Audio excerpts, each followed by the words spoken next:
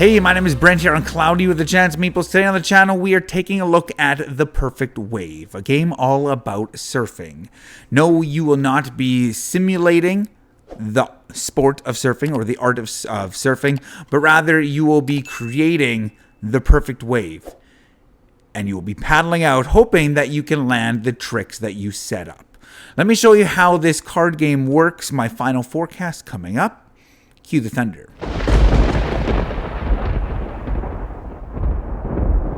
So the radar overview for The Perfect Wave, Surf Your Way to Greatness, looks something like this. In this game, you will be trying to make the perfect wave, and you're going to be paddling out as far as you can to make the perfect wave while doing some tricks and trying to get some potential goals as well. How do you play this game? Well, on your turn, you have a few different things that you can do. You have 2 action points that you can spend per turn, and you can, first thing, you can take a card. You can either take a wave card or you can take a trick card. You can play it down immediately or you can put it into your hand. Second thing you could do is you can play a card from your hand. You could also spend a surf wax token to paddle out one space, or you could spend a token to go through the discarded cards, wave cards, to take a card. Or you could spend your 2 actions your 2 actions to gain another surf token, or to activate a public goal. Because there's 4 public goals every game, but they may or may not be in play because players, like I said, can spend their 2 actions to activate one of them. As soon as you activate one of them, it's alive for the whole table. So yes, you might be able to achieve it, but you're giving your opponents an opportunity to achieve it as well. And that you can only activate 2 in a game. But how does this work? Well, in this game, pretty much you're trying to make a run of numbers from left to right, and you're trying to put some tricks above those numbers. So like I said, on your turn, you can, play a card from this area or from your hand. Say it is my turn. For 1 action, I can play this card. I'm going to play it right there. It's a 1. I put it face down. Second thing I can do is I could draw a card or I could play a card. And so I'm going to play this alley-oop. It's going to give me 20 points if there are no adjacent tricks. So I'm going to put it above there because this is the water and these are the tricks that you're doing in the air. At the end of your turn, any cards at the edge of the dock get discarded. Everything gets then moved down 1 spot, and then it would be the next player's turn. Say it comes back around to me. Well, the only card I have in my hand is a 5. We know that this is a 1. I could spend this, or I could play this and put a 5 here. That means I cannot put anything lower than a 5 here because I have to go in sequential order. Cards are numbered 1 through 12. I should also say that if you ever get a set of 3 of the same number cards, a set of 3 is 30 points, up to 6 of the same is 120, or if you make a run, 4, 5, 6, 7, 8, 9, so on and so forth, depending on how many cards are in that run, will gain you points as well. A 3-card run is 20, but a 6-card run is 80 points. And so depending on what cards are available, you'll want to do that. So as you play this game, you're going to want to make your numbers go in sequential order, and you're going to want to add tricks. But this is the whole thing in the game. You will only be able to use your wave wherever your surfer is. So at the end of the game, if this is where it would be, I would go from here, move all the way to back. And of course, this is at the end of my board, so I wouldn't be able to flip this card. But throughout the game, you will be using cards that say paddle out to move your surf route. And you might ask, well, why wouldn't you just play all the paddle out cards all the way to the end? Well, you can only ever play cards where your surfer is and to the right. So if you paddle out too far and you don't put anything to the left, that's not going to score. So imagine with me that the game ended and it was like Yeah, let's go like that. It was like that, and let's put that there, and above an even number. Let's do that. Say the game ended, and I'll say the game ends when this trick deck runs out, which will come up pretty fast. At that point, you see where your surfer is, and you work your way backwards. So this, although I put a card there, hoping that I would move forward, this doesn't count. I'm not going to get points for that. But then I would reveal my wave. And flip that over. Flip that over. And then I would score 20, 40, 60, 70, 80. And then I would do my tricks. If above a unique number, well, I only have 111, so that scores me another 20.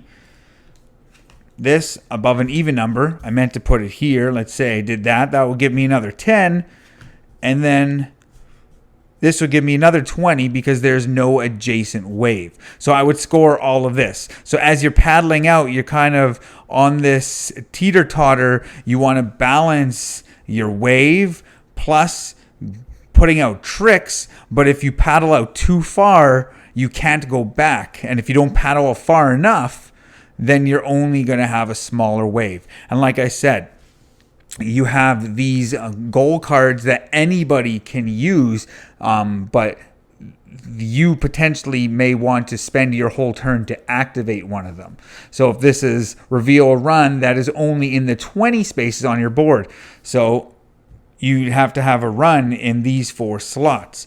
And if you put that out there, you'd kind of be telling your opponents, oh, well, obviously you have a run, or maybe you don't. So that's something you have to think about in the game. So that's, in a nutshell, how you play the perfect wave. I should also say before that, you have these surf tokens. I mentioned that you can use them to paddle out. So you can use these to paddle out as well as those cards. And you can also, for free action, use one to wipe these cards. Because if they're cards that aren't going to help you with your wave, then you can use that as well. But like I said, that in a nutshell is how you play the perfect wave. Let's move on over now and check out the final forecast.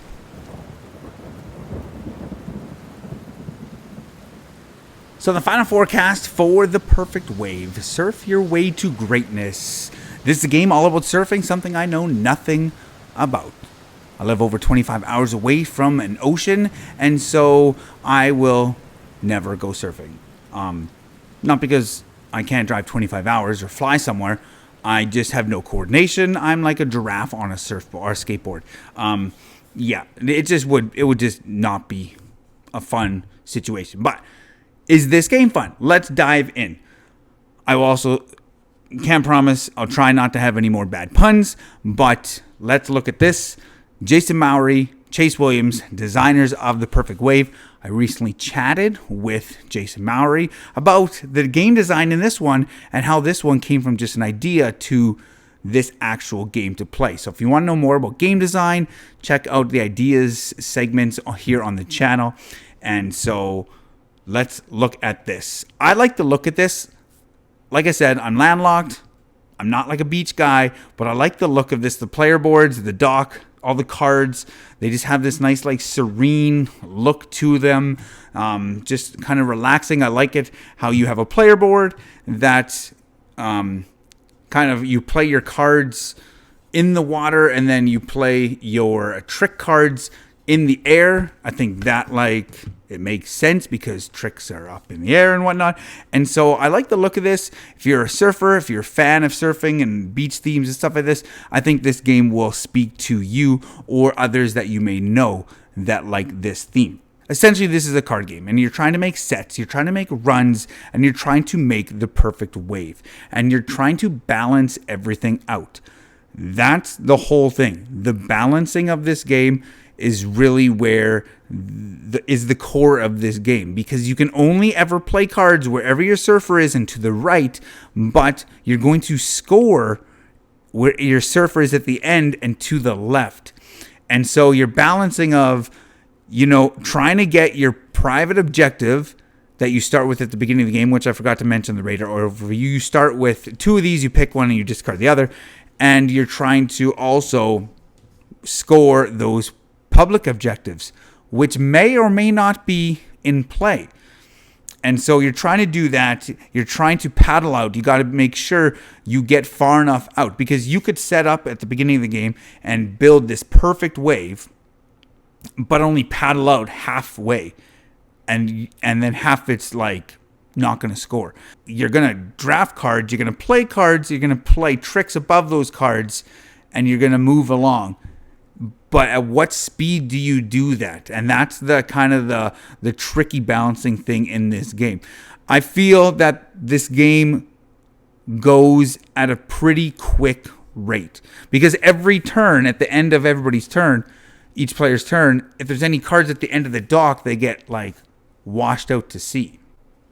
And so people could rush this game. They could take, cards from that maneuver deck like all the time and really rush the game in that sense. Or it could go a little bit slower. But on all my plays, I felt that it's gone faster than I'd hoped and wanted to. You set up the game the same, so there's the same amount of cards in each player count.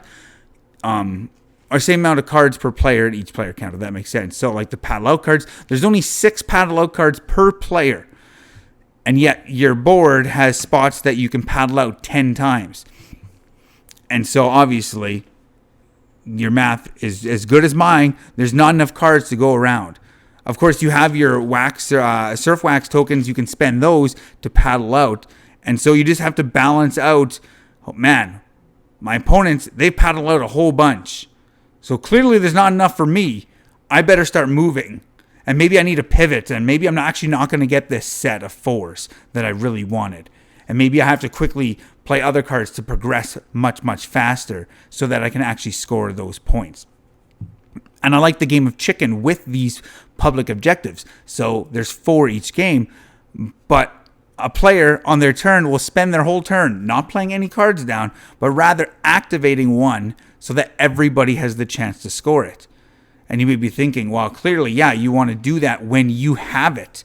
But if you wait too long and you're like, oh man, you know what? I really want to reveal a wave card with at least 5 cards, all with even numbers. I have 4 even numbers. I'm waiting for that 5th even number. Do I activate it in hopes that I can get that 5th card that's an even number so I can get those 50 points? But if I activate it and I can't, but my player to my left is able to do it, they get 50 and I get nothing. And so it's kind of a game of chicken. Are you going to spend your coveted turns, your 2 action points to actually do that to get 50 points? Or are you going to create your wave? And so this whole thing is it's just a balancing act. This is a card game. And so much like any card games, luck of the draw, you could, you need that extra card for that set and it never comes.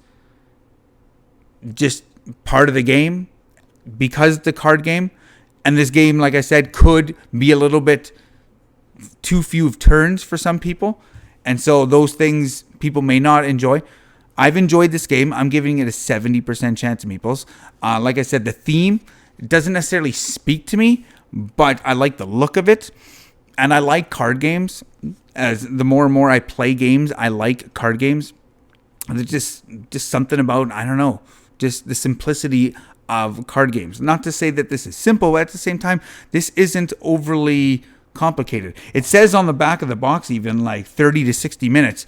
I'd be hard-pressed to play this game in 60 minutes. I think this is like 30 to 40 minutes, maybe 45.